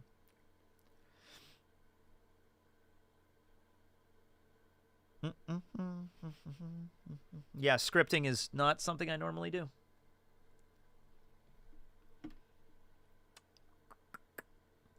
Where are we at? About an hour and 20. Pretty good stream. Probably winding down here on the end here. Teching on a script is the signs of Ragnarok coming. I can't remember the last time I scripted a video. It's been a long time. Every now and then when I'm having a particular problem with an intro, I'll just pull up Word and just dot some stuff down and then just read it. The only video I've ever scripted all the way through was like over 12 years ago at this point. It's not even up on YouTube anymore. I don't even have it. It was a Blue Exorcist video. I made a video about Blue Exorcist, and I wrote a script. But, like, the thing is, I was just going off script all the time, because I was like, oh, I'm going to go talk about this instead. So, me reading a script is just, I'm going to go talk about this tangent now. All right, back to the script. I'm like, oh, okay, now I'm going to go over here. Okay, back to the script. I'm like, it didn't work out. It didn't work out. Augur's ogre augments. Ooh, alliteration. What is your process like? My normal process, I sit down and maybe take like 10, 15 minutes to gather images and then think about what I'm going to talk about, and then I just kind of go.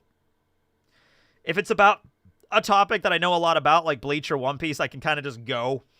If it's a topic I know less about, I might struggle and, you know, jump over my own words a bit and have to go back and re-record a lot more. But if it's One Piece, I could pretty much just do whatever. Like, you could just give me a topic, and I could just give you a 15-minute video, like, right now. Tell more bullshit stories. I should.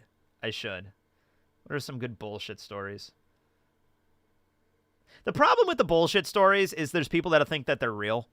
And so I'll tell a bullshit story, and people are like, oh my god, that really happened? And it's like, a lot of people will believe whatever you tell them, and it's like, sometimes that can cause, like, I can't believe you did that. I'm like, no, I didn't. It was bullshit. What? It was? Like, yeah.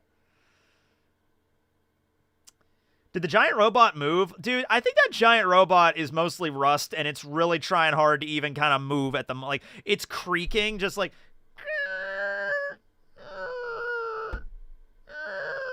Like, it's moving, but it's slow going, dude. Is Robin on sedatives? She might be. She looked asleep.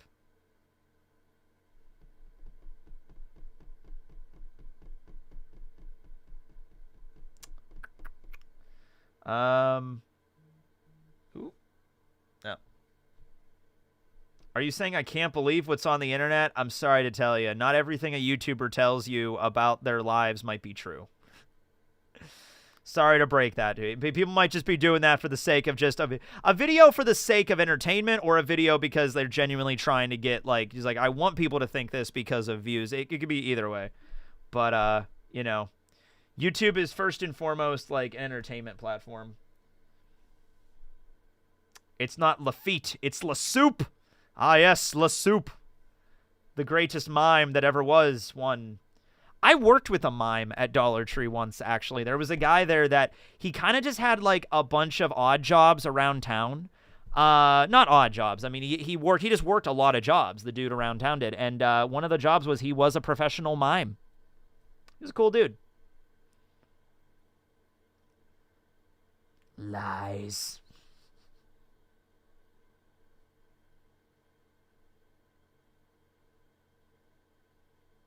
YouTubers making stuff up? No, I couldn't believe it, man. It's not possible. Is this a bullshit story? No, I really did know a mime. I did know a mime. I love how that was the one. Oh, wait, are you telling a bullshit story now? You didn't really know a mime, did you, Tech? He was like, no, I knew a guy that was a professional mime. Yeah. Mimes are actually cool. You know, William from One Piece D&D hates them, and everybody in One Piece D&D mostly hates them, but I like mimes. Mimes are cool. Now, Rustage. Don't get Rustage started on mimes, guys. He goes off, okay? Mr. Mime! Is Barry's dad a paid actor? Oh, we don't have to worry about Barry's dad anymore.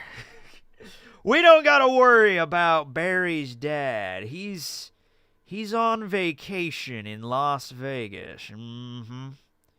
No questions are going to be asked about Barry's father. How the hell do you look at a mime and say he's cool? I'm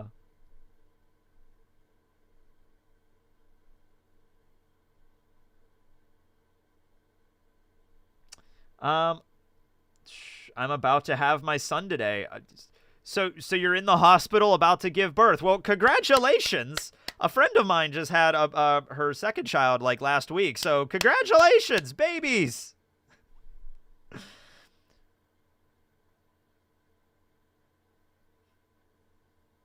That is crazy, though, if you're, like, sitting in the hospital bed right now, like, waiting for the epidural or some shit, and you're just like, let's see what Tekking's got going. Just like, okay. Good luck to you. Hope everything goes okay. Congratulations.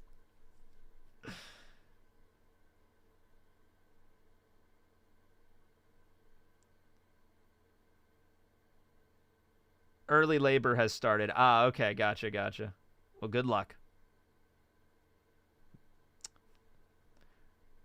Fascinating days, fascinating times.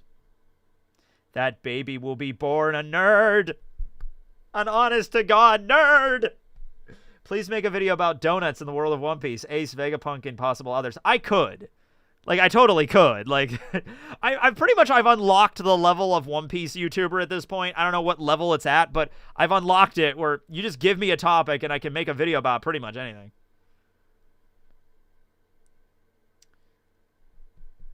How do you become a professional mime? I would assume it's like clown school. I mean, there's schools for clowns. There's schools for mimes, I would assume. What is The Power of Love? The Power of Love is a 1980s rock ballad that appears in Back to the Future. The Power of Love, I think it's by Huey Lewis and the News. The Power of Love is a mysterious thing. Yeah, it's a good song. Because the power of love. Back to the Future was a good movie. It was weird when you really think about the plot of Back to the Future, though. The plot of Back to the Future is Marty goes back to the past. His mom falls in love with him. They go to a dance together. Like, when you really think about it, it's a little weird. Little weird plot. Yeah. All right, guys. Here's the premise for this movie.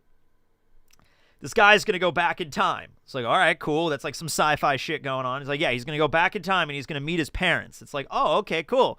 He's going to meet his parents and he's going to get his parents to come together. I'm like, oh, that's cool. All right. His mom is going to come on to him. Okay. That's... What? Like, what? Wait, what? I think we missed a step here. Go back? What? Why? Yeah. The edible complex narrative. Yeah, basically. Happened in Dragon Ball too. I don't think it happened. Did it happen in the canon? I think that was an abridged thing. Yeah. John Mulaney has a great bit on that. Oh, I haven't seen it. I got to check out that. Yeah, I got to check out if John Mulaney talked about that. Did we talk about how Beppo tried to kill a leopard out of jealousy? Yeah, what the fuck? Yeah, like people were saying like, oh, well, Beppo's jealous of the leopard because Law is sleeping on the leopard. It's like, yeah, but he's about to like not just murder it, but like torture it by pouring scalding hot water down its fucking throat and then beating it to death with a baseball bat. Like, Jesus, Beppo. Like, that's taking jealousy to a whole new level. Like a based yandere Beppo. Like, yeah, honestly, holy shit, that's brutal. Like, you don't even need the scalding water. You could have just had him next to the leopard with a baseball bat. I think we would have gotten the message. Oh, God.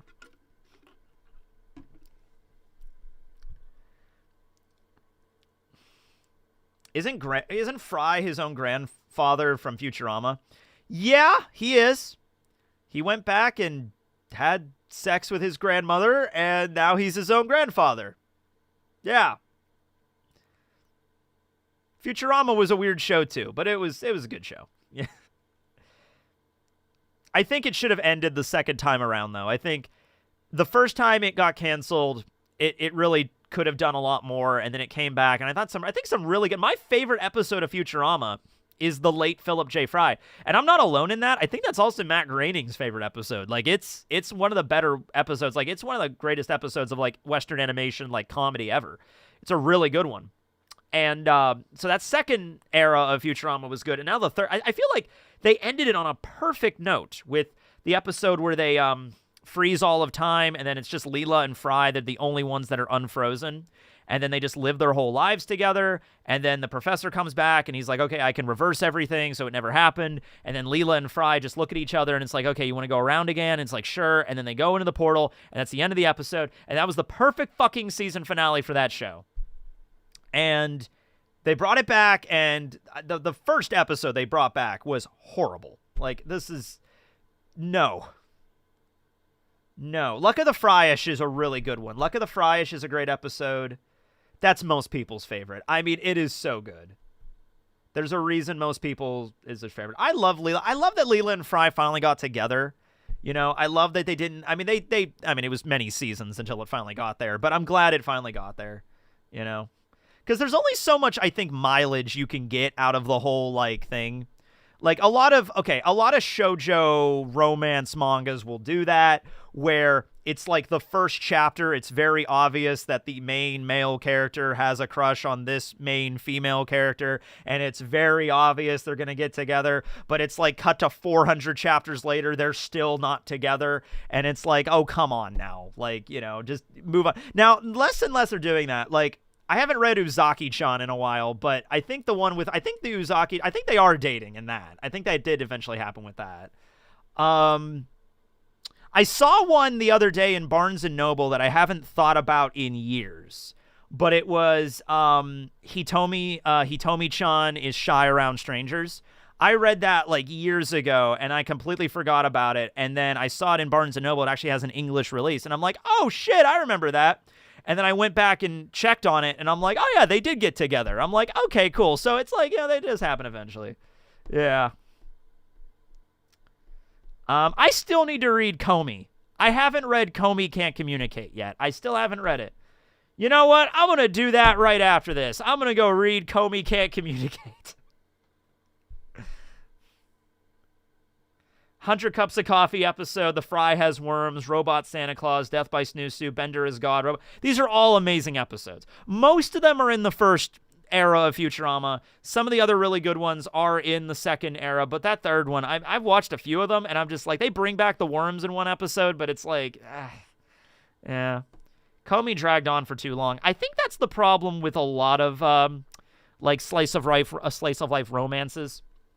Then there was, We Can't Study, or Help Us Study. What was that? I think it was We Can't Study. Let me see. We Never Learn. That was it. We Never Learn. Boku tachi wa benkyou ga dekinai. That was it. Dekinai. Boku tachi wa benkyou ga dekinai. All right, yeah, that. So that actually had a very interesting ending where there were like 5 girls that, you know, was like 5 paths kind of thing. And the way it ended was just, here's the 5. Like, here's the path 1, path 2, 3, 4, 5. And it's kind of like just whichever one you want to pick, like, that's the one. There you go. But of course, that's not the right way to do that because there's one right answer. And we all know what that right answer was. Absolutely. Yeah. I haven't seen 100 Girlfriends. I've seen clips of it, but that's it.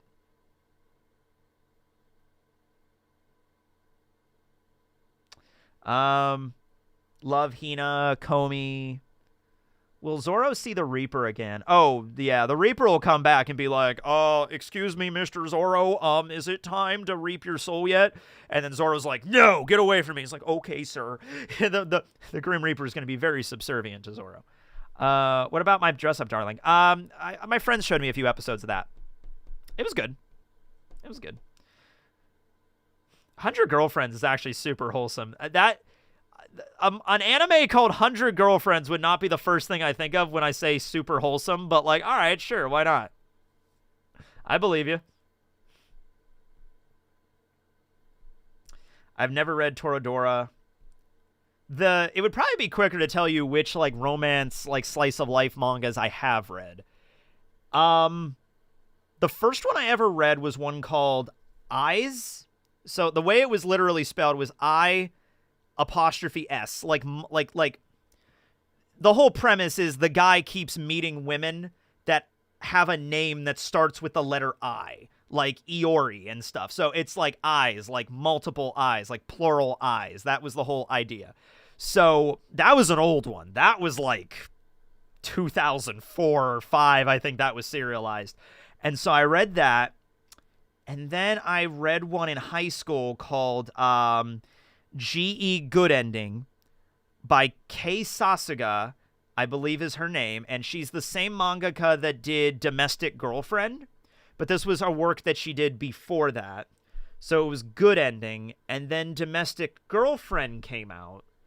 And I read that. And then We Never Learn. Although I didn't stay like chapter by chapter with We Never Learn. I kind of just like every couple of weeks, every couple of months, I would just kind of like, oh, where are they at? Like, okay. And then, you know, follow along. And then at the end, I saw all the 5 paths.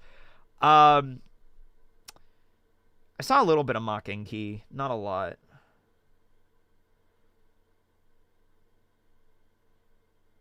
Did you ever see School Rumble? That sounds familiar. Maybe. There's something in here. There's something in the memory banks about that, but I don't know if it was like I saw like a YouTuber talk about it or if I actually read it, because that happens a lot too, where I'll be like, oh, I've seen that, but I'm like, wait, no, I didn't. I just like I saw a review at some point. Yeah. Rosaria plus Vampire. I've read that. Yeah, I've read Rosaria plus Vampire, or saw the anime of Rosaria plus Vampire. Never played any Metal Gear games. No. Never played any Tekken games either, despite everybody like, you're Tekking! You should have played Tekken! Not really, no. Sorry. This should have been a Tekken channel. Yeah, Eyes is, I've read, okay, when I read it, I was like in middle school. So it was not middle school, maybe like high school. I was only maybe like a freshman. Like when I was in high school, I was like, this is the most, because that was like the first romance manga like I ever read, and it was like, wow, this is so good. And I went back and reread it a couple times, and it's like it's okay, but it's like I think I just like there's better stuff out there, but it was good.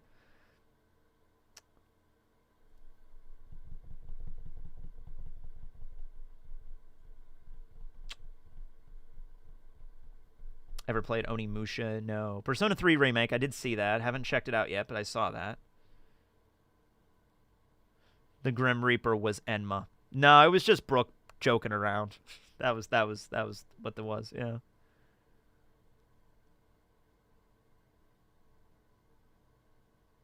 You are the tech king, Zoe 101. Yes, I am. Never played Dragon Quest. Yeah, I should be doing Tekken, or I should be doing a tech review channel. This channel doesn't know what it's about. We're talking about One Piece for some reason. I don't know. Where did you put my egg rolls? They're behind the bananas in the kitchen. Oh, there they are. Okay. All right. I think we're about near the end here. So let me just go through some super chats to see if I missed anything, and then we'll be wrapping this up. I thought we were going to the moon after Egghead. We might go to the moon at some point, but we're definitely going to Elbaf next. Does Avala Pizarro got one of the most useless devil fruits for a pirate? No, I think it's very useful. I think the fact that he's a walking fortress and an island, like an upgraded form of Pika, makes it worthy. It's just you got to know how to use it properly, and I think Blackbeard knows how to use it properly. Or Blackbeard tells Avalo how to use it properly. I watched every video from 1.5 years ago. Big fan. You have fans from many countries. I know, and it's so cool. It's so neat that I know there's people from all over the world that watch my stuff. I mean, it's primarily like the U.S. is like 50%, and then like Canada, mostly English-speaking countries, obviously, because I speak English. But I have a big following in Germany, and the Philippines are up there, and I'd have to look through all of my demographics and my geographics and stuff like that. But yeah. All over the world. And I need to open this fan mail. I need to do a stream this week and just open fan mail. Because I got a lot the other day in the mail. If Usopp gets the Pawpaw fruit, then they can both teleport if he fights Van Augur. Think about it. Ooh, that would be cool. But I really don't want Usopp to get a devil fruit. I don't want Usopp to get the power. I think it's honestly Vivi that makes the most sense. And I like Usopp just using his own gadgets and things. And Usopp besting Augur, a man that does have a devil fruit that can teleport and has all this really, like, the guns and everything. Usopp besting that guy would be, like, the ultimate display of, like, I am a true warrior of the sea. I don't need any special tricks. I just need my own clever, like, ingenuity and my skills and my inventions. That's all I need. You know, I don't need any magic power to get where I am. Unless Haki. But you could say Haki is still his own power, you know. Do you think Law could extract devil fruit powers or DNA with his fruit?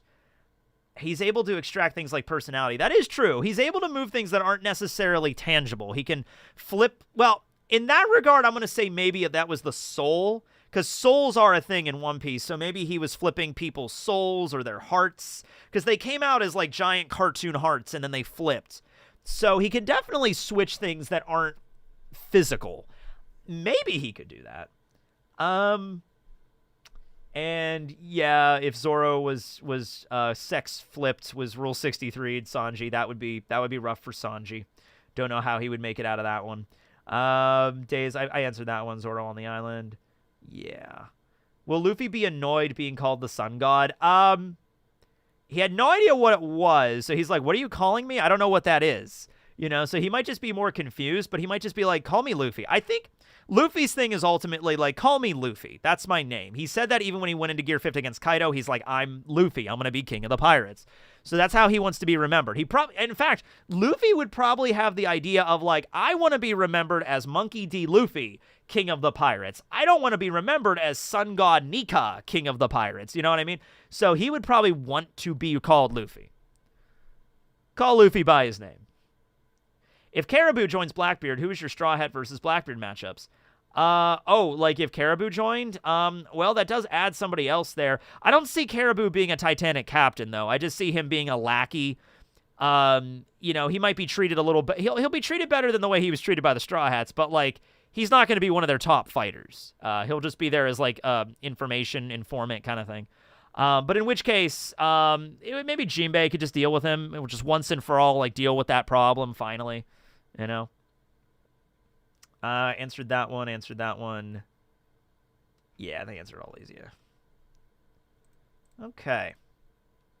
Well, that was a fun stream. Went on a few tangents, but I told the soup guy story, so that's all that matters, you know. I think they'll kill Caribou. They don't seem like the friendly type. I mean, he has information, so they're not just going to kill him right here. That's going to be silly. That would be so funny if Caribou just dies here and all the information he had just dies with him, and that was like a plot that just went nowhere. No, they'll bring him on. See, I don't know. See, that's the thing with Blackbeard, though. Blackbeard is like, he does have slaves, and he treats people horribly, and he murders people. But when it comes to his own crew, like, he's even admitted, like, oh, we're all after different things. We're just all together, you know what I mean? So if Caribou comes to Blackbeard and tells him, like, I have all this information on ancient weapons and shit, I don't think Blackbeard's going to be like, all right, tell me all you know. all right, kill him. Nothing like that. I think Blackbeard might be like, aha, say ha ha, information for me. All right. I was like, oh, very interesting. Well, how about you join my crew? We don't have any openings in the captain department, but you can work under Van Auger or something. He needs an understudy. There's a lot of work on his plate right now. And then it's the Van Auger and Caribou show. Da da da da da da da da. His name was Van Auger, and he was a sniper. He walked around and shot people from far away. And then here comes Caribou. He's made of mud. They're the wackiest couple that you'd ever seen. All right, I'm gonna play this out. Thanks everybody for watching. This will be Teching 101 signing out. Da da da da da da da. It's the Odd Couple. Da da da da da da da da da da da da da da.